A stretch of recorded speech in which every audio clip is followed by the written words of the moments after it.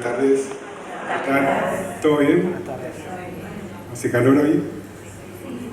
Bueno, gracias por venir. Bueno, mi nombre es Hugo Cabrera, ¿se escucha bien? Bueno, yo soy de Codificación Biológica de Buenos Aires. Hoy hacemos esta reunión para charlar sobre lo que es la decodificación biológica, la biodecodificación. Hay gente que también la ha bautizado como bioneuroemoción de Enrique Corbera. Hay gente que también la ha bautizado como medicina psicobiológica, por ejemplo el doctor Fernando Callejón. En realidad parte todo de la nueva medicina germánica del doctor Hammer.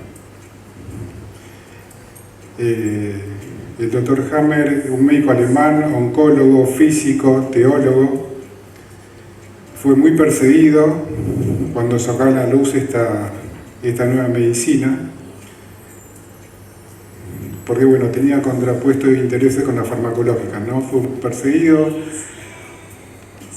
fue 2 veces preso, fue torturado, tuvo 7 intentos de asesinatos, y bueno, y hoy en día, recién ahora es reconocido, y la neurociencia avala la mayoría de sus teorías. Dicen que hoy en día el doctor Hammer mínimamente tendría que tener 10 premios Nobel de Medicina. Bien, hoy vamos a hablar un poquito de lo que es la decodificación biológica, cuál es el origen de la enfermedad, por qué el cuerpo enferma, toda enfermedad tiene un porqué y un para qué, y hoy vamos a hablar un poquito de eso, ¿no? Vamos a hablar también del abordaje terapéutico que tenemos nosotros ante una patología física relacionada a lo conductual. Y bueno, y después vamos a hablar también de cómo prevenir enfermedades. Vamos a hablar de enfermedades en los niños, y no solamente de enfermedades físicas, sino también de enfermedades de patologías relacionales y conductuales, ¿sí? Y si nos sobra un poquito de tiempo, vamos a charlar también de problemáticas del dinero, cómo el inconsciente, ¿no?, también influye en el tema hasta del dinero. Y para empezar, antes de entrar directamente en lo que es la biodecodificación, quiero explicar bien cómo trabaja nuestro cerebro, que nuestro cerebro maneja todo, maneja exactamente todo.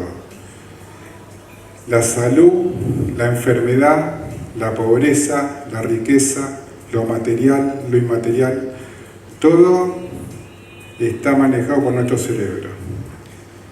Y somos programas inconscientes, y nosotros vamos a traer esos programas inconscientes, ¿no?, y explicamos a veces conscientemente los programas inconscientes, ¿no? Vamos a ver un poquito eso. Así que bueno, nuestro cerebro. ¿Por qué decimos que nuestro cerebro maneja exactamente todo? Vamos a poner el power. Nuestro cerebro maneja exactamente todo, ¿no? Vamos a explicar que nuestro cerebro no distingue de virtual, real o imaginario, ¿sí? Es atemporal, ¿qué quiere decir atemporal? Que no registra de tiempos. Algo que pasó hace 2 minutos, hace 1 hora, hace 1 semana o hace 50 años lo puede tener como presente. Por eso vamos a entrar a explicar después qué se relaciona esa temporalidad del cerebro con las enfermedades crónicas, que los médicos, la medicina oficial dice que hay enfermedades que no se curan, que son crónicas, y no es exactamente así. Ahora vamos a ver eso, por eso es importante la temporalidad del cerebro. Y otra cosa que tiene el cerebro, que es amoral, no registra de amor, no registra de bueno, de malo, no registra de amor. Por ejemplo, se basa en un sistema de estadísticas. Ante un conflicto emocional, si tiene que matar al bebé que se está gestando en el vientre de una mujer, lo mata, no le importa nada, porque el cerebro lo único que hace es mantenernos vivos al instante siguiente, trabaja para la preservación de la especie. y hace lo posible y lo imposible para que eso suceda. ¿Sí? Y vamos a centrarnos un poquito en lo virtual, real o imaginario, para que se entienda muy bien eso. Hay un ejercicio que nosotros siempre hacemos que es muy didáctico, que le llamamos el ejercicio del limón. Tenemos que cerrar un poquito los ojos, imaginarnos un limón, un cuchillo, agarramos el cuchillo, cortamos la rodaja de limón, nos llevamos la rodaja de limón a la boca, mordemos ese limón y ahora vamos a esperar 30 segundos, un minuto y vemos qué pasa con nuestra biología, cómo reacciona nuestra biología. ¿Qué hace el cerebro ahí cuando nosotros imaginariamente mordemos el limón? En microsegundos activa las glándulas salivales, baja una superproducción de saliva a la boca. ¿Para qué? Para neutralizar el ácido del limón. En este caso, el limón era imaginario. Si el limón era real, mi cerebro iba a hacer exactamente lo mismo. O sea, que yo me imaginé el limón y mi biología reaccionó. Si muerdo el limón verdadero, el fruto del limón verdadero, mi biología también va a reaccionar. Imagínense lo que puede hacer nuestro cerebro, o sea, nuestra biología, ante un conflicto que para nosotros es grave, que puede generar un estrés o un sobreestrés, y ese sobreestrés, ¿no?, puede desencadenar una patología física, porque el cerebro siempre va buscando soluciones biológicas ante un estrés, como decía Hammer, sorpresivo, traumático, vivido en soledad y lo principal, no expresado, no verbalizado, no soltado. ¿Sí? Ese sobreestrés que detecta el cerebro, ¿no?, puede desencadenar en una patología física, pero no en cualquier patología física, o sea, no en cualquier enfermedad, sino en una enfermedad específica y en un órgano específico. ¿Sí? No va a cualquier órgano, sino con la que tiene relacionado el cerebro, con ese conflicto emocional no resuelto, que generalmente queda grabado a nivel inconsciente. Y no siempre tiene que ser un conflicto traumático, sorpresivo, vivido en soledad y no expresado, sino también puede ser un conflicto emocional, o sea, un estrés prolongado en el tiempo, ¿no? ¿Y por qué decimos un estrés prolongado en el tiempo? Vamos a ver un ejemplo de cada cosa, así ustedes lo entienden mejor. Un conflicto prolongado en el tiempo puede ser: estoy en mi actividad, en mi trabajo, tengo un jefe que no lo soporto, o una jefa que no lo soporto, y lo tengo que ver todos los días, y eso me genera un sobreestrés. O estoy tranquilo, con mi familia en mi casa, y de repente viene a vivir mi suegra a mi casa, o mi suegro, y mejor me callo, porque si hablo, eso me va a generar conflicto. Entonces el cerebro siempre va buscando soluciones biológicas. Me dice: Hugo, ¿no puedes resolver esto? Bueno, yo te lo soluciono, ¿no? Con una gastritis. Pero bueno, ahora vamos a explicar bien de qué se trata eso. Vamos a dar un ejemplo, por ejemplo, de cómo reacciona nuestro cerebro, ¿no?, con las enfermedades. ¿Cuál es el origen de la enfermedad? El origen emocional de la enfermedad, el origen psicobiológico de una enfermedad.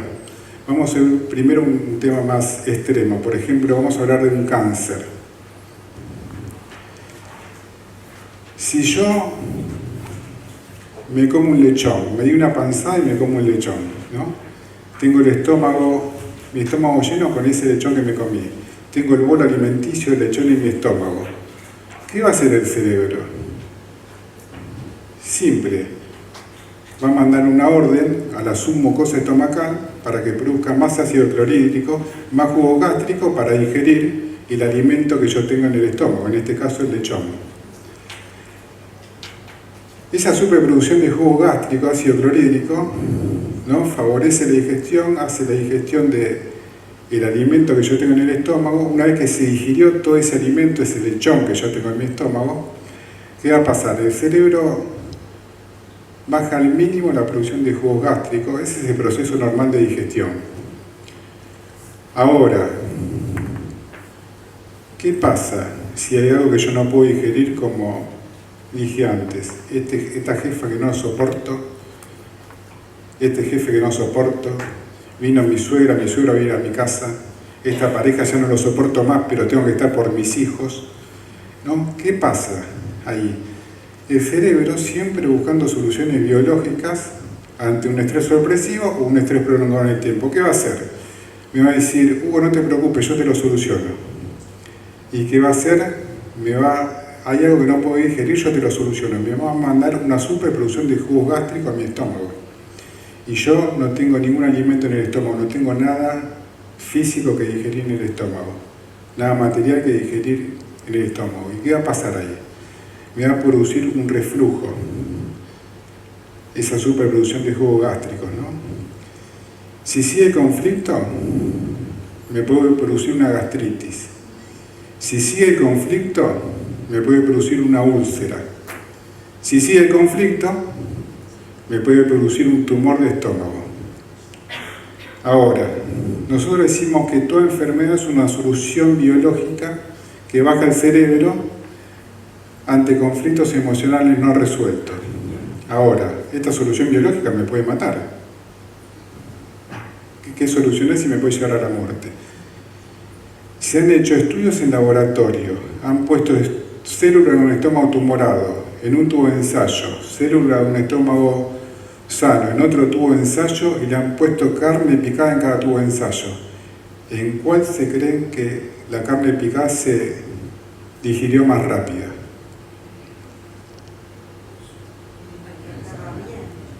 ¿En cuál? ¿En el que estaba sano? El otro.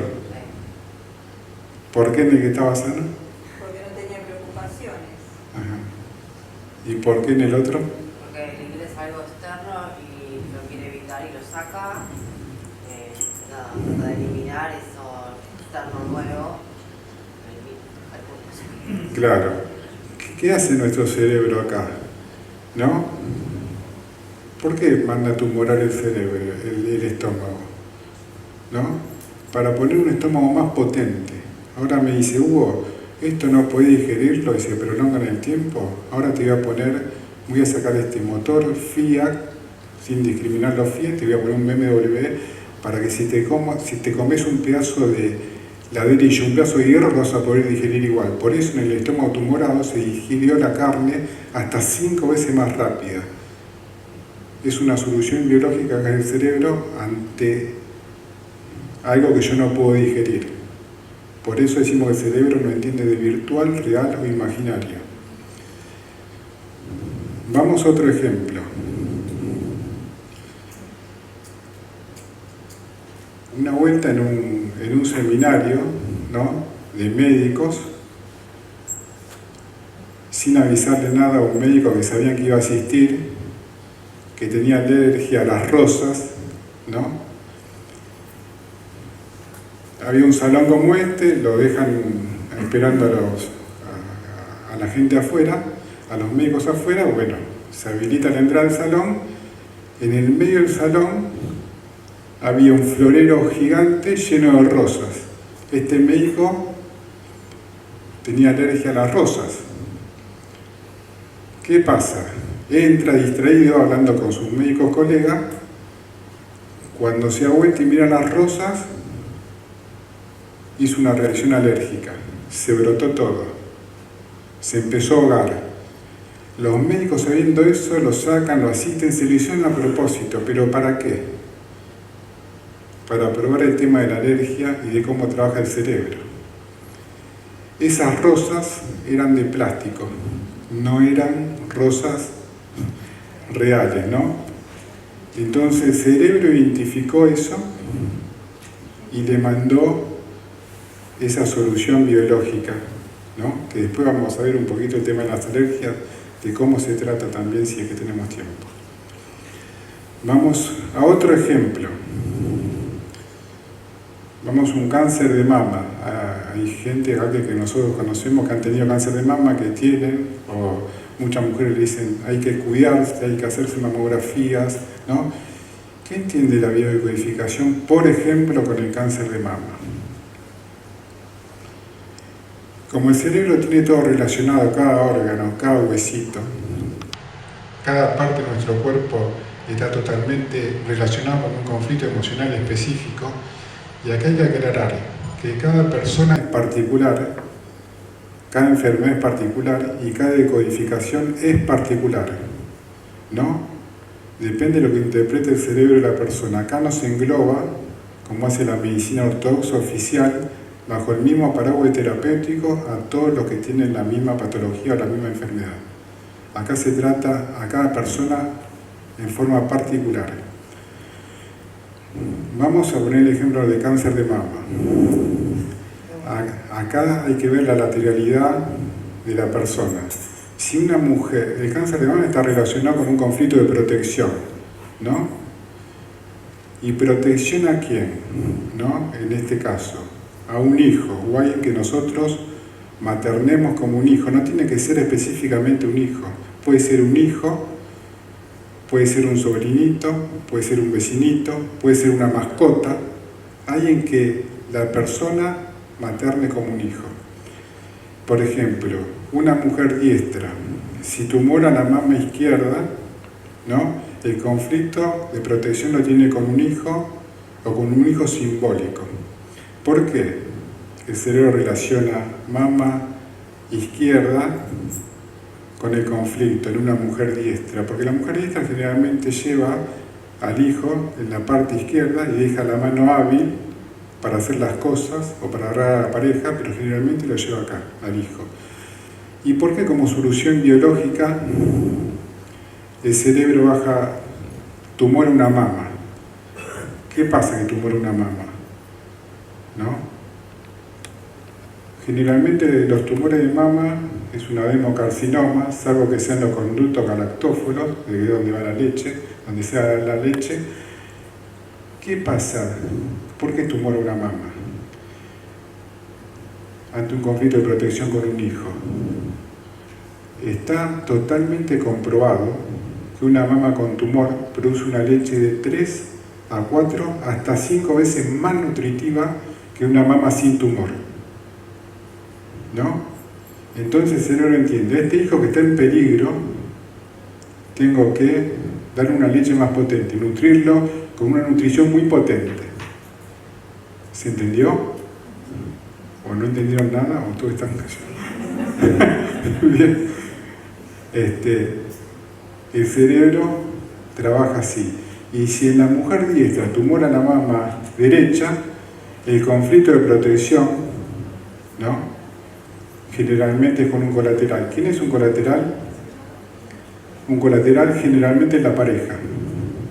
O puede ser un hermano, una hermana, un amigo, una amiga, un compañero de trabajo, ¿no? Generalmente el conflicto es con alguien que está a la par mía. Y si es una mujer zurda, es exactamente al revés, ¿sí?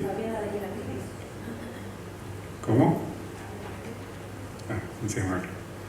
¿Se entendió? ¿Sí?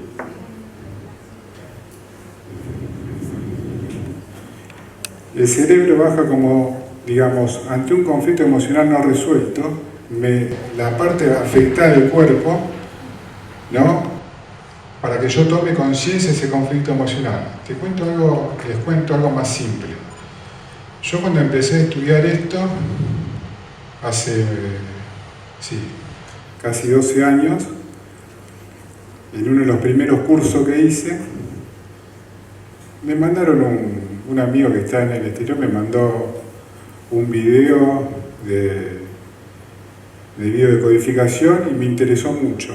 empecé a estudiar. Pero bueno, empecé a estudiar por curiosidad, como estudié tantas cosas, ¿no? Y fui a jugar al fútbol con unos amigos que tienen mi edad o más grande que yo. ¿Y qué pasó en el partido? Se pusieron a discutir, a pelear, y yo digo, somos grandes, venimos a jugar, a transpirar un poco, déjense de joder, juega callado, basta, córtenla, bueno. Y estaba así, medio partido estuve así, pidiendo silencio y diciendo que jueguen sin pelearse, ¿no? Me pegan un pelotazo en el dedo índice. Se me hinchó el dedo, me dolía, se me hinchó. Seguí jugando, terminó el partido, tomamos algo, una cervecita y una gaseosa, me fui a mi casa, llego a mi casa, busco en el diccionario de codificación biológica qué significa el dedo índice. Y decía, es el dedo de la acusación y de pedir silencio. Claro, yo dije, pasé medio partido pidiendo silencio, era eso, dije. El dedo lo miré y lo puse abajo una luz porque no me dolía más, se me bajó el hinchazón, digamos, pasó al instante. Y ahí yo dije, me hizo como un clic, dije, esto tan así es. Y bueno, a partir de ahí como que me lo empecé a tomar cada vez más en serio, el tema de la biodecodificación, que dije, esto es fabuloso, ¿no? Pero no todo es así que se repara de forma inmediata. Yo he visto conflictos que se han reparado de forma inmediata, gente que han tenido el ojo desviado, le pegaron al conflicto y el ojo se enderezó al instante. Y hay otro que lleva un proceso, ¿no? De la curación o de la sanación, o un proceso de reparación, ¿sí? En el tema, por ejemplo, de los tumores, los cánceres, ¿no? El cáncer crece en el organismo de una persona, de un animal, no crece en el aire. Generalmente crece por un entramado secundario de arterias, de vasos, de venas que alimenta ese tumor. Ahora, cuando uno decodifica a la persona que tiene ese tumor, ese cáncer, toma conciencia, o a veces mediante ejercicio se revive el conflicto, se revierte el conflicto, ¿qué hace el cerebro? Desactiva la enfermedad porque la enfermedad ya no tiene más razón de ser. Y se corta ese entramado secundario de vasos, de arterias, de venas que estaban alimentando ese tumor, y se producen sangrados, ulceraciones, fiebre, ¿no? ¿Y qué dice los médicos a la persona que está haciendo esto, que el cerebro está reparando, que es una fase de sanación, ¿no? Es una fase de reparación que hace el cuerpo? Ahora ulcera, ahora sangra, ahora hay fiebre, ¿no? Ahora está más grave. ¿Y qué pasa con la persona? Le agarra miedo y le agarra pánico. Si yo voy caminando descalzo y hay un vidrio y me corto la planta del pie, ¿qué va a pasar con mi pie?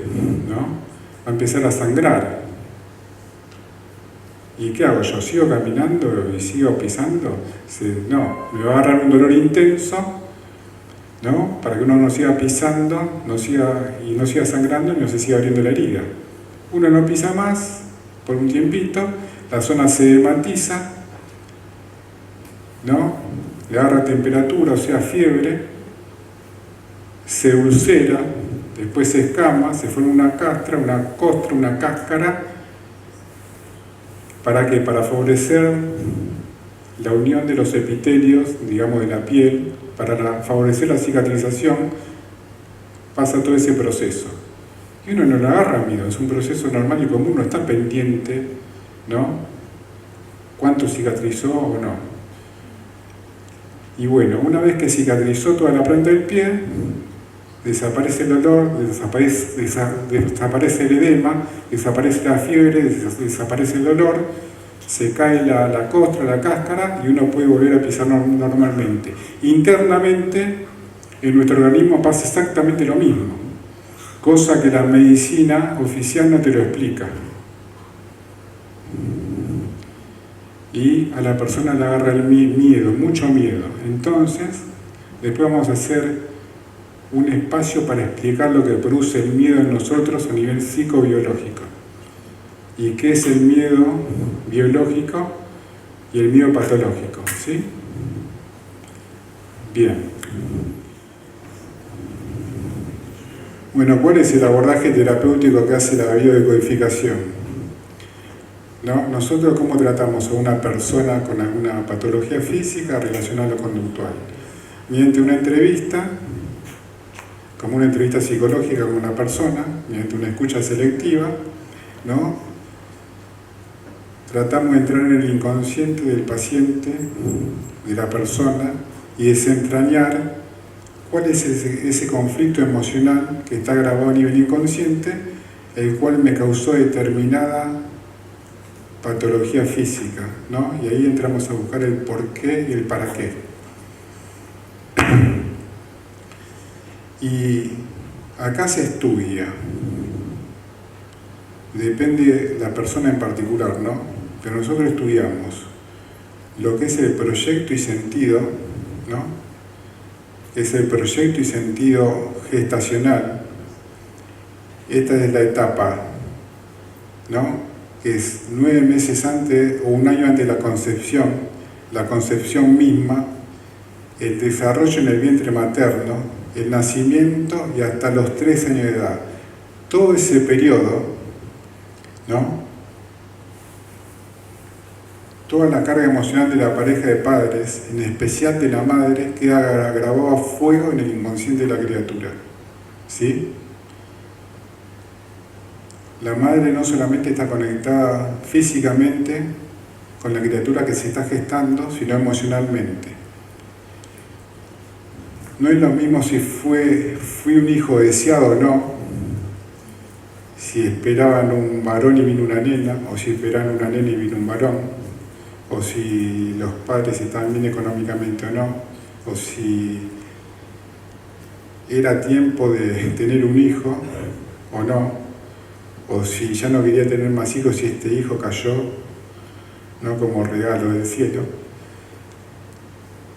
Hay que estudiar un montón de cosas, hay que ver, hay que indagar, ¿no? A ver qué pasó ahí. Hay gente que tiene muchos problemas y dice, mi vida es un problema. Y si vos le preguntás, o esa persona le pregunta a la madre, o se entera por ahí, ¿qué pasó? ¿No? En el embarazo de tu mamá para tenerte a vos. Y no, nada, no sé. Y después le preguntan o se entera, sí, lo primero que no querían tener todavía un hijo, o no querían tener un hijo, o mis padres no estaban bien, ¿no? En su relación.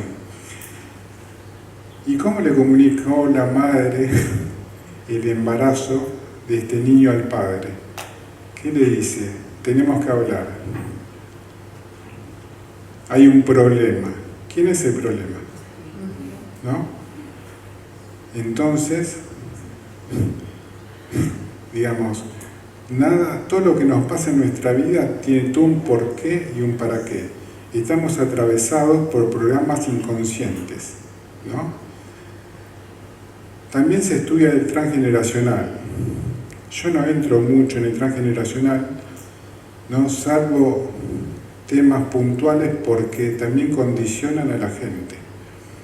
¿Qué es el transgeneracional? Ahí se estudia esa memoria emocional celular que pasa de generación en generación arrastrando los conflictos no resueltos de nuestros ancestros. Dicen los que estudian genealogía que hasta la 5ª generación, ¿no?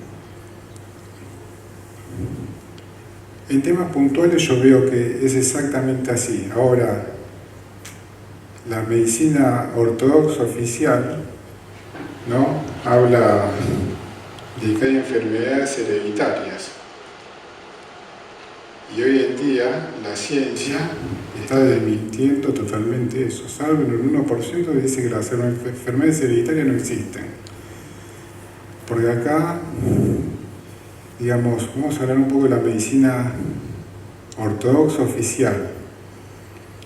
nosotros no estamos en contra de la medicina ortodoxa oficial. Es más, yo trabajo en un sanatorio, ¿no?, que trabaja con la medicina oficial. Y la medicina oficial es muy buena, ¿no?, para diagnosticar, para evaluar. Nosotros muchas veces necesitamos el diagnóstico médico más preciso para llegar más rápido al conflicto. La medicina oficial es muy buena para los casos agudos. ¿Qué son los casos agudos? Cuando uno tiene una apendicitis o tiene un accidente, no sé, se rompió un brazo, una pierna, no vamos a estar ahí a ver cuál es el conflicto emocional no resuelto, uno muerto de dolor, ¿no? Digamos, medio. Para eso es muy bueno, para solucionar la urgencia es muy bueno. La medicina oficial para evaluar, para diagnosticar, es muy buena. Ahora, para las enfermedades crónicas o autoinmunes, no le encuentran solución. ¿Por qué? Porque no saben cuál es el origen de la enfermedad. Atacan el síntoma, atacan la enfermedad, no comprenden la enfermedad. Ahí es donde flaquea para mí la medicina oficial, ¿no? Y no hay que echar la culpa a los médicos, ¿no? Porque los médicos, digamos, están atendiendo a un paciente con lo que ellos aprendieron durante tantos años en las facultades y las universidades de medicina. Tienen todo un paraguas de protocolos. Bien. Y por eso, hay casos. Ahora vamos a hablar también del tema de los médicos, de los conflictos de diagnóstico. ¿Qué pasa con los conflictos de diagnóstico que nosotros le llamamos conflictos de diagnóstico? ¿Y por qué llamamos conflicto de diagnóstico? ¿No? Hay médicos que, por ejemplo, te diagnostican una enfermedad, te diagnostican una patología, generalmente patologías graves, y te dicen, tenés tanto de vida, o esta enfermedad es crónica, no se cura, te la vas a llevar de por vida. Ahora, si yo no sé cuál es la sanación o la curación para una enfermedad, no quiere decir que esa enfermedad no se cure, o no se sane, o no se revierta, o no se detenga. En mi experiencia que yo tengo como atención en la biodecodificación, tengo muchísimos casos de enfermedades autoinmunes o enfermedades crónicas o enfermedades, las llamadas graves, que la gente ha sanado o se ha detenido la enfermedad o han revertido la enfermedad cuando los médicos le dijeron esto no tiene cura, ¿no? Si yo no conozco la cura o la sanación, tengo que decir yo no sé, no la conozco. Pero nunca, el médico te puede evaluar, te puede diagnosticar, te puede medicar, pero nunca te puede sentenciar, ¿sí? Estábamos en un curso en Rosario con el doctor Fernando Callejón y contó una anécdota que la voy a repetir ahora, que decía lo siguiente. Decía el doctor, la semana pasada me fui a cenar con un colega médico y me dice, te tengo que contar algo. Sí, decime, ¿qué te pasó? Dice, hace 5 años atiendo a una persona que tenía cáncer, metástasis en 5 órganos. ¿Saben lo que es metástasis? Bueno. Y le mando una serie de estudios, ¿no?, protocolizados que tienen ellos en estos casos. Bueno, le mando una serie de estudios y dice, cuando tengas todos estos estudios, con los informes me venís a ver. Tomografía, densitometría, ecografías, análisis de sangre, bueno, varias cosas. Este buen hombre hizo todos los deberes, se hizo todos los estudios, fue con todos los informes y le dice, el doctor miraba los informes, leía los informes con el paciente enfrente y los informes, todo mal, todo para atrás. Y decía, tengo un cadáver enfrente mío.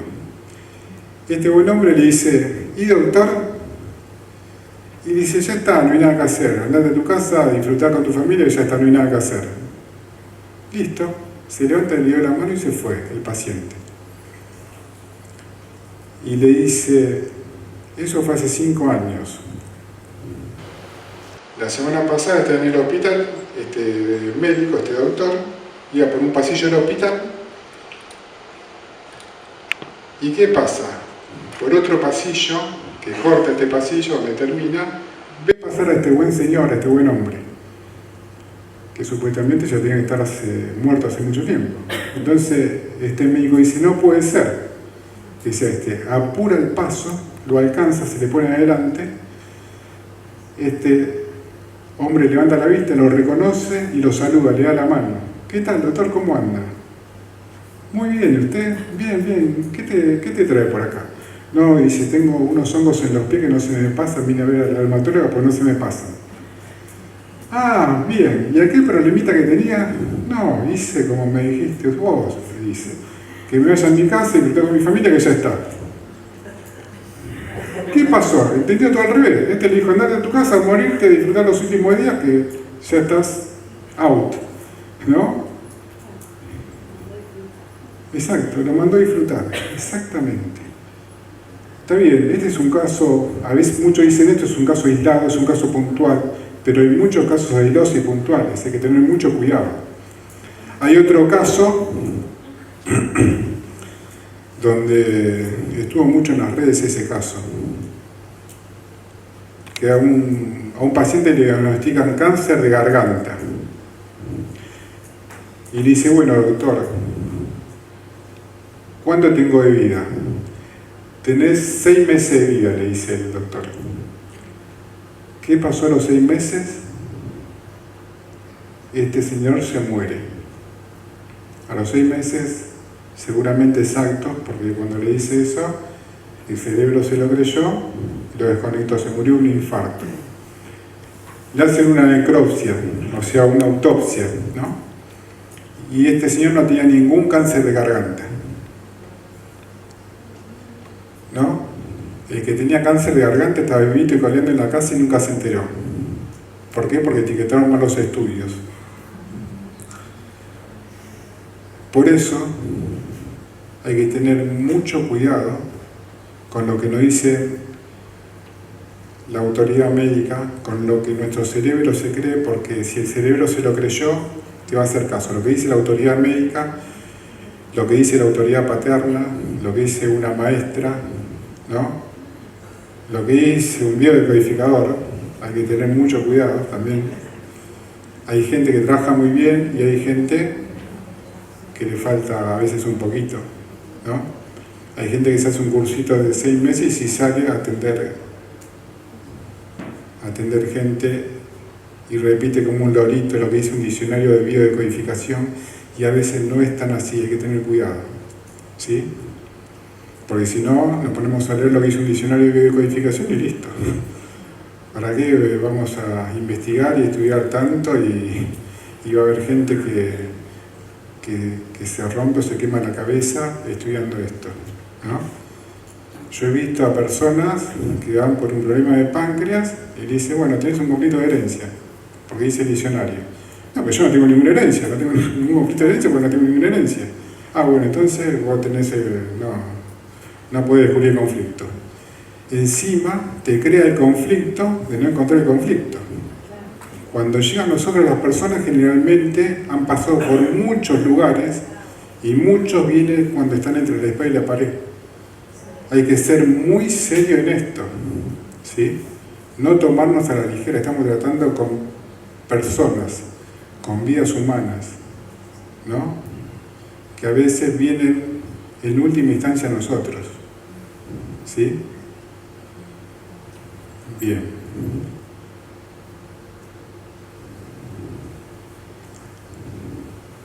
Qué silencio, qué bueno.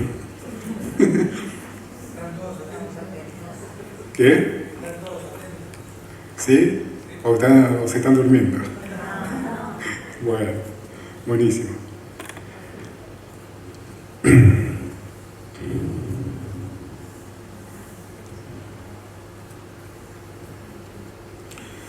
Bueno. Vamos a hablar ahora un poquito de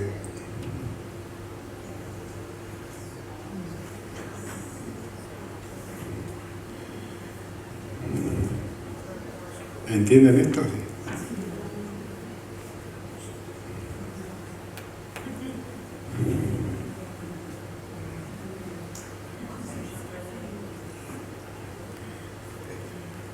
Bueno, ¿se entendió bien lo que es el cerebro virtual real imaginario? ¿Se entendió cuál es el origen emocional de las enfermedades?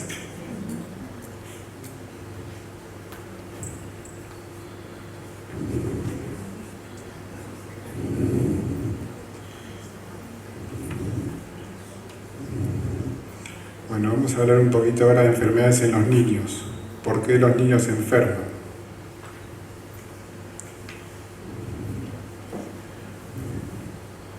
¿Qué pasa con los niños? ¿Por qué enferman los chicos? ¿No?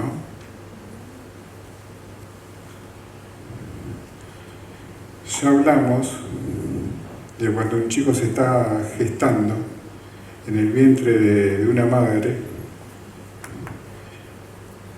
que está conectado no solamente físicamente, sino emocionalmente. Toda la carga emocional de la madre, ¿no?, repercute en la criatura. Y eso nos puede condicionar el resto de nuestras vidas. ¿Sí? Después también se estudia los conflictos programantes, ¿no?, que generalmente en la adultez tenemos conflictos desencadenantes, pero los programantes o los conflictos raíz generalmente están en la etapa gestacional, en la infancia o en la primera etapa de la adolescencia, ¿sí? Ahí generalmente se programan los conflictos que vivimos en la adultez, ¿no? ¿Eso tiene solución? Obvio, todo tiene solución. Todo tiene solución. Y si el que busca, encuentra. Si vos querés solucionar algo y lo buscás, seguramente vas a encontrar la solución acá, en otro lado, pero si te focalizás en la solución, seguramente que la vas a encontrar. Y bueno, ¿por qué hablamos de conflictos raíces o programantes? Vamos a ir a un tema, por ejemplo, relacional. Hay una mujer golpeada por su pareja. Se separa de este hombre golpeador, conoce otro hombre violento y golpeador, y tiene una relación con ese hombre violento y golpeador. Se separa de ese hombre violento y golpeador, al tiempo conoce un tercero que resulta ser al principio muy amoroso y después termina siendo más violento y golpeador que los otros anteriores. Y generalmente la gente le dice: ¿qué tenés, un imán para los tipos violentos y golpeadores? Y la respuesta es sí, un imán a nivel inconsciente, ¿no? Pero, ¿por qué? El por qué y el para qué. Una mujer viene siempre a atraer relaciones violentas, ¿no? O se enamora de hombres violentos y golpeadores. Y una mujer le preguntaba: no, porque tiene 1,90 m, musculoso, ojos verdes. No, el inconsciente lo fue a juntar a ese hombre que necesita solucionar conflictos golpeando, y esa mujer que necesita esos golpes, ¿no?, para solucionar esos conflictos inconscientes que están grabados en la infancia, generalmente en la primera etapa de la adolescencia. Y si esa mujer en una consulta, no necesariamente en una consulta, si le preguntás ¿qué pasó en tu infancia?, seguramente vas a encontrar abusos, ¿no?, que fue abusada y repite esos patrones inconscientes de abuso en las parejas. O tiene lealtades inconscientes familiares de, por ejemplo, te dicen: yo era chica y mi papá o la pareja de mi mamá le pegaba a mi mamá. Entonces, la niña relaciona pareja es igual a violencia, es igual a maltrato. Y de adulta repite esos patrones inconscientes familiares. Tomando conciencia de eso, nunca más se va a enamorar o va a tener una relación violenta con un hombre, ¿sí? ¿Se entendió? Por eso acá, esto que parece muy gracioso, a veces es exactamente así. ¿Se entiende? Perfecto, sí. Buenísimo. Hola, buenas tardes. Hola, ¿cómo andás? Decí tu nombre, así te escuchan y Mi te nombre es María presentas. Elvira, encantada de estar acá ahora. Te pregunto, hablamos de conflictos que son en la niñez o en la adolescencia, este tipo de maltrato, pero también hablamos de una memoria de lo que es los ¿Se escucha? ancestros. Sí, es la memoria de lo que son los ancestros. ¿También tiene que ver con esto? No solamente las vivencias que tiene el niño o la niña en lo que es la gestación, el desarrollo de los primeros años o en la adolescencia. También la parte de historia familiar tiene que ver con esto. La herencia, digo, ¿no? Pero Sí. no hablo de herencia física, hablo de herencia Sí, yo te emocional como tal. entendí perfectamente y muy buena pregunta, gracias. No, gracias a ti. Lo que vos me estás diciendo es de la ciclogenealogía, ¿no? Que estudia los temas ancestrales.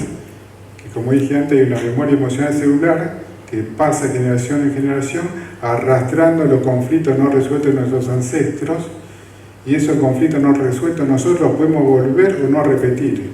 Y si lo repetimos, podemos volver a desencadenar la misma enfermedad que está relacionada con ese conflicto emocional.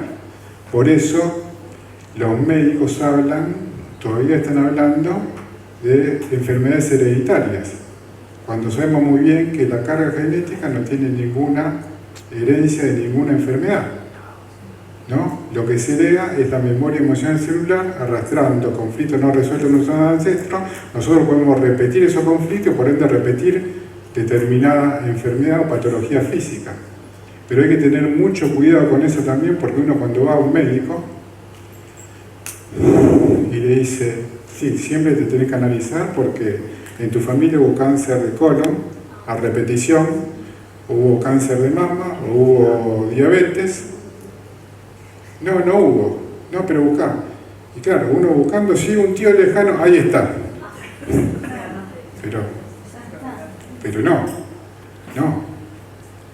Tenemos que tener mucho cuidado también con eso, ¿no? Porque también yo he hablado con mucha gente que dice, no, me tengo que hacer 2 veces por año una colonoscopía. ¿Por qué? No, porque mi abuelo tuvo, mi papá tuvo, mi hermano ahora tiene. Uno se programa inconscientemente la enfermedad, está esperando la enfermedad. Exactamente, hasta que la encuentra. Hay que tener mucho cuidado con eso. Y pasan mucho en las enfermedades crónicas, ¿por qué? Porque los médicos no saben cuál es el origen de la enfermedad. Y lo más fácil, ¿no?, es decir, esto es hereditario. Ojo con eso, hay que tener mucho cuidado con eso. ¿Sí? La diabetes, por ejemplo, generalmente los médicos te dicen, no, esto es hereditario. Hay gente que no come azúcar durante 20 años y sigue teniendo los valores, ¿no?, los valores altos.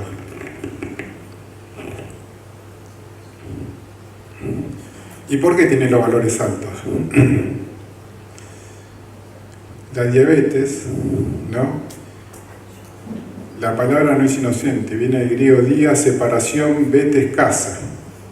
Hay una separación traumática en la casa vivida en soledad, ¿no? Y si uno es insulino dependiente, hay una separación traumática en la casa vivida en soledad y vivida con asco, con repugnancia. Lo que vi me dio asco, me dio repugnancia. ¿Y cuál es la explicación biológica también de la diabetes? ¿No? Como el cerebro tiene todo relacionado, la sangre para mi cerebro significa la familia, el azúcar para mi cerebro significa el amor, El páncreas, ¿cuál es la función biológica del páncreas? Generar insulina. ¿La insulina qué es? Es la llave que abre la célula para asimilar los azúcares. ¿Y qué solución me baja mi cerebro ante el conflicto emocional relacionado con la diabetes? ¿No? Como el azúcar significa amor, ¿no? Cuando dejé entrar el amor a mi vida, me fue mal. Ahora me cierro al amor, ¿no? La llave para abrir las células, para asimilar los azúcares, que es la insulina que genera el páncreas, genera poca insulina o deja de generar insulina. Entonces, siempre me van a dar los valores de azúcares altos en sangre, ¿sí? O sea que, ¿a qué viene la diabetes? A decirme, a explicarme cuál es ese conflicto emocional que yo tengo con el amor, ¿no? Me cierro al amor, porque cuando dejé entrar al amor se sufrió mucho, se padeció, entonces ahora me cierro, ¿no? Generalmente tomando conciencia de eso, reconociendo el conflicto, a veces revirtiendo el conflicto, la persona revierte la enfermedad. Por eso yo hago mucho hincapié en las enfermedades crónicas. Yo he atendido, no a muchos, como dicen, no, yo curé a 200, no, yo no curé a 200, pero yo no curo a nadie, y ni nadie cura a nadie. Nosotros somos una guía para que la persona se sane sola, ¿sí? Por ejemplo, hay personas hipertensas, y le echan la culpa a la sal, no a la comida. No, yo hace 40 años que no como sal. Te dicen, hay gente que te dice, hace 40 años que no como sal. Sigo con la presión alta. Hablamos ahí de la temporalidad, como el cerebro es atemporal, ¿no? ¿Qué pasa con la hipertensión? El corazón empieza a bombear sangre, ¿no? Generalmente, muchas veces en estado de reposo, mucha sangre, ¿no? Aumenta la presión sobre las paredes arteriales. ¿Y por qué manda esa hipertensión como solución biológica? Porque hay una amenaza, uno se prepara para la lucha. Generalmente a un boxeador o a un luchador, si le medís la presión antes de luchar o antes de boxear, la va a tener por las nubes. Mejor que no se la baje con ninguna pastillita porque va a estar en el horno, ¿no? Ahora, si le medís la presión después de luchar o de boxear, la presión la va a tener normalizada. Se carga de presión, de tensión y va a luchar. Ahora, si yo tengo una amenaza real o simbólica que mi cerebro lo entiende, que estoy amenazado, que me tengo que preparar para la lucha, me sube la presión. Y yo no voy a luchar con nadie, ni voy a pelear con nadie. Entonces la presión siempre va a estar elevada. Aunque el conflicto ya haya pasado, nosotros le llamamos conflicto de fase activa, que tengo que avisar a mi cerebro, ahora ya no estoy amenazado, ya no hay ningún peligro, ya no necesito esta presión alta, porque no voy a luchar ni pelear contra nadie. Y el cerebro normaliza la presión, desactiva el conflicto, desactiva la enfermedad. ¿Sí?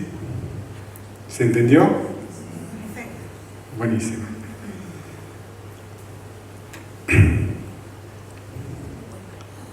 ¿Alguna pregunta? Sí, cómo no. Con respecto a la diabetes, porque no termine de comprender. ¿Cómo no? Uno detecta que falta el amor o hay un problema en la casa, por ejemplo, ¿no? Entonces, ¿qué es? Darse cuenta de eso y abrirse igual al amor y hablar el tema y de tomar conciencia, o sea, ¿dónde está la solución en eso? No lo termine de entender. Acerca un poquito más. No lo termine de entender ese Claro.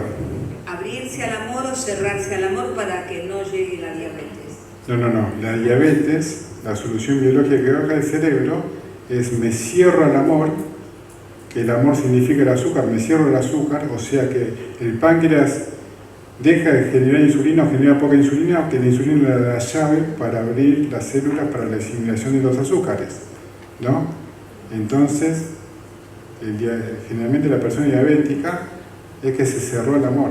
Hay muchas personas que después de un conflicto de separación o de un divorcio, al tiempo le diagnostican una diabetes, ¿no? ¿Por qué? Porque el amor, se cierra el amor porque cuando dejé entrar el amor sufrí mucho, padecí mucho. Entonces, en una decodificación, ¿no?, generalmente se revive el conflicto, se revierte el conflicto, se toma conciencia, ¿no?, como diciendo, ahora puedo dejar entrar el amor a mi vida y puedo disfrutarlo, la puedo pasar muy bien, no se tiene por qué volver a repetir este conflicto, y generalmente el cerebro desactiva tal patología porque ya no tiene más razón de ser. ¿Se sana la diabetes una vez que...? Sí, la diabetes, como toda enfermedad, se puede revertir totalmente. Bueno, Sí, sí. muchas gracias. No, por favor. Una pregunta. ¿Y si es un niño que tiene diabetes? Si es un niño que tiene diabetes, ¿Un niño de qué edad? 8 años tiene, creo, 10. ¿Desde qué edad tiene diabetes? Y hace un año, es un hijo de un compañero. ¿8 años o 10? Sí, por ahí más o menos, no recuerdo bien qué edad tiene. Y generalmente hasta los 8 años o 9 años el conflicto es de la pareja de padres. Ahora por eso vamos a entrar bien a explicar enfermedades en los niños. Sí. Hola. Las enfermedades autoinmunes, depende de qué conflicto lo desarrolla, lo provoca. Hay que ver qué enfermedad generalmente. Sjögren, Raynaud, esclerodermia. Sí. Bueno, por eso hay que ver en particular cada enfermedad, pero generalmente es un tema de autoagresión las enfermedades Sí. autoinmunes. Sí, sí. ¿No? Eso ¿Por lo qué mis células a veces se agrupan y me están agrediendo a otras células sanas? Por eso digo, digamos, cada enfermedad es particular y cada decodificación es particular. Hay que ver qué interpretó el cerebro, ¿no?, y cuándo te diagnosticaron la enfermedad, ir ahí un tiempo para atrás a buscar el desencadenante y después ir más para atrás a buscar el programante o el conflicto raíz de esa enfermedad, ¿no? Porque generalmente las autoinmunes, ¿no?, hay que no solamente solucionar el desencadenante, sino el programante, el conflicto raíz, para que nunca más se te vuelva a repetir. Porque a veces es fácil encontrar el desencadenante, ¿no?, a veces en un adulto, porque dice, sí, me lo diagnosticaron a los tantos años. ¿Qué te pasó en ese año? Sí, encontramos el desencadenante, pero el programante, el conflicto raíz no se solucionó, ¿no?, y se puede volver a repetir.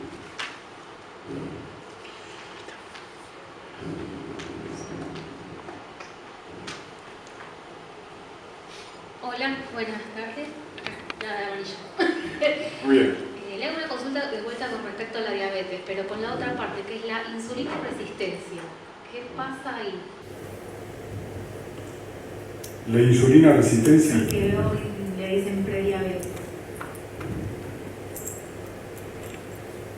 ¿Quién le dice prediabetes? Los señores es la medicina oficial. ¿Y a quién le diagnosticaron eso? A mí me dieron valores como muy cerca, como que están muy al límite y me los diagnosticaron a mí. Me dijeron como cuídate porque podés llegar a tener diabetes y tener un número como muy cerca, puede que sea insulino de dependencia o prediabetes. Mira, ¿y qué sentiste vos cuando te dijeron eso? Qué bueno. Gracias. ¿Qué sentiste internamente vos? No lo tomé como algo condicional. Bueno, no lo tomes porque no es así. No lo tomes porque no es así. Hay que tener cuidado.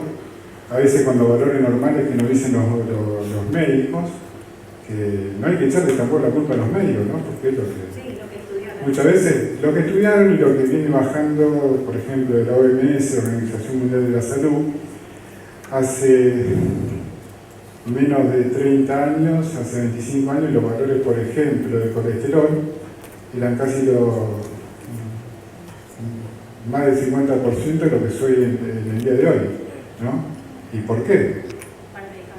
Exactamente, para medicar, muy bien. Porque quieren tener a la mayor parte de la población medicada porque es un negocio, ¿no? Yo prefiero un colesterol por arriba de los 220 que por abajo de los 180. Digamos, el colesterol sirve para reparar arterias y venas. Se te puede producir fragilidad capilar y eso te trae un montón de trastornos. Acá hay mucha gente que, lo que digo, trabaja en salud y sabe de qué se habla. Hay que tener cuidado, porque si te dicen, ¿cuándo te diagnosticaron? Le pregunto a la gente de hipertensión. No, el año pasado. ¿Y qué edad tenés? 70 años. ¿Y cuáles fueron tus valores normales de presión arterial? Ah, no, esos. O sea que, digamos, ¿quién dice que es normal y que es anormal acá? Digamos, hay que tener cuidado con eso, ¿no? ¿Sí? Así que no tenés, seguramente no tenés nada, tranquila. Había otra pregunta que me preguntó de celiaquía. Es una enfermedad autoinmune y bueno, la medicina nuestra es comer todo sin gluten y bueno, quería saber a qué de qué viene, ¿no? Sí, Liliana, acá... Me la encontraron, me la diagnosticaron delante. Bien. Realmente la celiaquía, el conflicto emocional de la celiaquía es la semilla plantada de tiempo, ¿no? Por ejemplo, quedé embarazada cuando no tenía que quedar embarazada.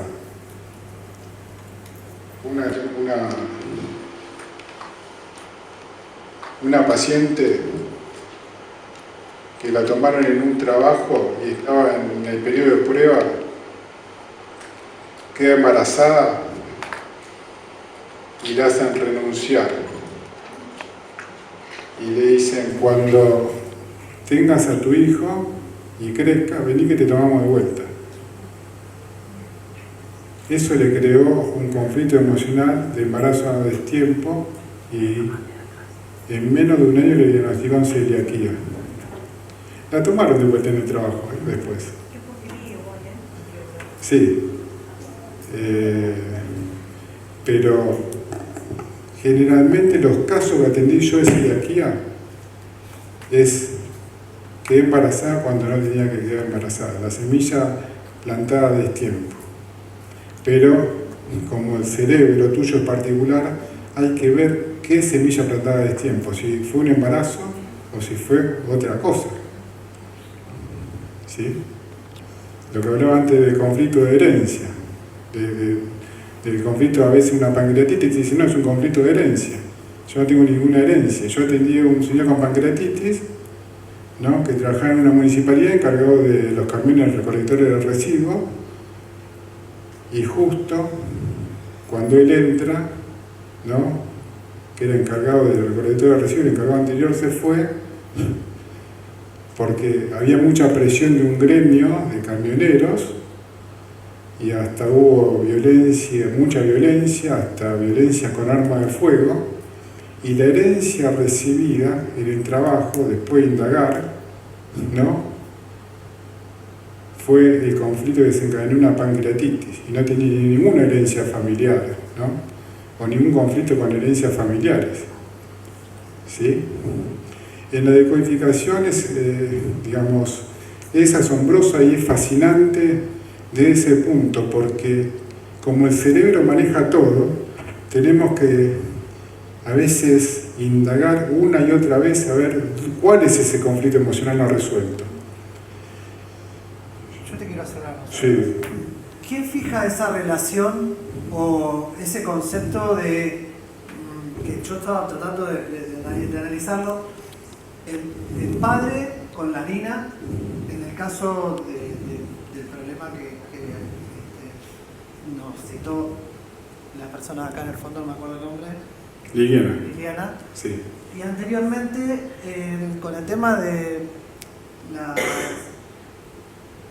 el amor y el azúcar, Sí. con la diabetes. Sí. O sea, ¿quién dictó cómo se entiendo. entiende que el cerebro lo toma como que tiene que ver con el amor? O sea, esa relación ¿Quién la creó? Te entiendo muy No sé bien. si me cantaste. Te entiendo muy bien tu pregunta y es muy buena. Porque yo la acabo ahora, o sea, yo digo, a ver, yo trato de seguirte y te estoy siguiendo muy bien, pero me quedé con eso. O sea, porque si se entiende que es una máquina perfecta,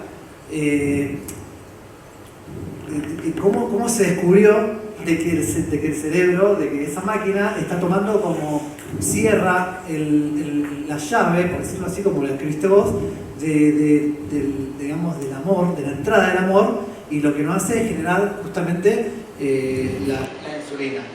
Y en el caso que también se citó recién, una de las hipótesis puede ser, como dijiste, puede ser el padre en relación con la niña. Eso es lo que no terminé de entender, esa relación quién la cita o cómo se crea. Gracias. Sí, entiendo muy bien tu pregunta y te agradezco la pregunta. El doctor Hammer, ahí tenemos que entrar en la historia un poquito del doctor Hammer, ¿no? Es este alemán, físico, oncólogo, teólogo, médico radiólogo, que falleció hace un par de años. Ya se hablaba de esto, ¿no?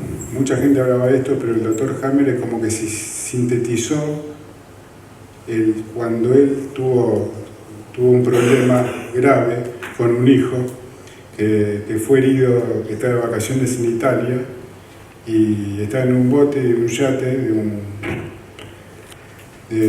una persona muy poderosa que estaba tirando, fue herido y este chico cayó internado y a los meses falleció en los padres del doctor Hammer. Esta persona era una persona generalmente muy saludable, casi nunca estaba enfermo, y de repente desarrolla un tumor testicular. Bueno, él, médico, oncólogo, teólogo, es el primer médico recién con mayor promedio en Alemania hasta el día de hoy, era como un genio. ¿Qué pasó? Él sabía, consultando también a sus colegas, que esa enfermedad dice, se salva 1 de cada 10. Vos ya sabés, le dijeron que acá. Entonces él, en todos los centros que trabajaba en Alemania, empezó a citar a todas las personas porque paralelamente la esposa desarrolla un cáncer de mama. Y dijo, esto no puede ser casualidad. Empezó a citar a todos donde trabajaban en los hospitales, que trabajaban en los centros de salud, a todos los que tenían tumor testicular. Y le empezó a preguntar qué le pasó en los últimos 6 meses de vida o en el año de vida, en su vida. Y la mayoría coincidía con la pérdida de un hijo. Entonces, el cerebro que hizo, acá está este hijo, ¿no? Le dijo, y acá está este conflicto mamario. Y ahí empezó a relacionar los temas de cáncer, porque él era oncólogo, empezó a relacionar todos los temas de cáncer. Después, mediante tomografía computada, veía que el cerebro, ¿no?, aislaba la zona afectada, ¿no?, que después se lo llamó foco de Hammer, que hasta el día de hoy se ve, ¿no?, en la tomografía computada, este foco de Hammer, la parte del cuerpo afectada. Entonces, después de ahí se empezó a estudiar, no solamente Hammer, sino después se estudió en Bélgica, en Francia, y fueron armando todo esta medicina psicobiológica, ¿no?, que explica cómo el cerebro relaciona a cada órgano. Pero es muy importante tu pregunta porque se habla de generalidades. Hasta el día de hoy se están descubriendo cosas nuevas. ¿Sí? ¿Me seguís? Por ejemplo, yo he visto decodificaciones, por ejemplo, en obesidad, de una chica muy gorda que se ha atendido con nutricionistas famosos acá de la Argentina y han gastado mucha plata, hizo una dieta estricta, bajó un par de kilos y se estancó ahí. No tiene ningún problema hormonal que digamos, justifique esa obesidad. Estaba medio deprimida, se atendió con una decodificadora muy buena 3 veces, no bajó de peso, hasta que yo en un curso estaba esta chica y esta misma decodificadora que la atendió 3 veces, le practicó una hipnosis ericksoniana, que es una hipnosis clínica reparadora y una hipnosis consciente, ¿no? Y le preguntó, decime ya cuál es el conflicto emocional de tu obesidad, cuál es el conflicto de tu obesidad, ¿no? ¿Por qué no puedes bajar de peso? Y esta empezó a responder, porque yo siempre digo que no tengo un peso. Y le volvió a repreguntar, no, decime cuál es, porque yo siempre digo que no tengo un peso, y siempre la respuesta era esa. ¿Y qué pasa? Ya sale de la hipnosis consciente, y ella conscientemente dice, sí, yo me la paso diciendo que no tengo un peso. Digamos, en forma de chiste lo digo a cada rato. ¿Y qué solución le baja al cerebro? ¿No? Acá tenés más peso, más peso, más peso en forma de grasa. Dejó de decir esa frase, empezó a bajar de peso, y yo lo vi con mis propios ojos. Porque hubo un curso un mes, después un mes y medio, y yo no la conocí de flaca que estaba. Es impresionante, digamos, cómo el cerebro relaciona y maneja todo, pero depende de lo que interprete el cerebro de cada uno. Después, como en la diabetes hay generalidades y hay temas muy puntuales, como los temas de cáncer también, a veces los temas de cáncer es muy fácil para nosotros porque se llega rápido al conflicto, porque son conflictos precisos y puntuales, ¿no? ¿Cuánto te diagnosticaron? ¿Qué pasó acá? Tal cosa, es eso, ¿no? Pero como vos decís, ¿quién lo dijo? ¿Qué pruebas hay? ¿No?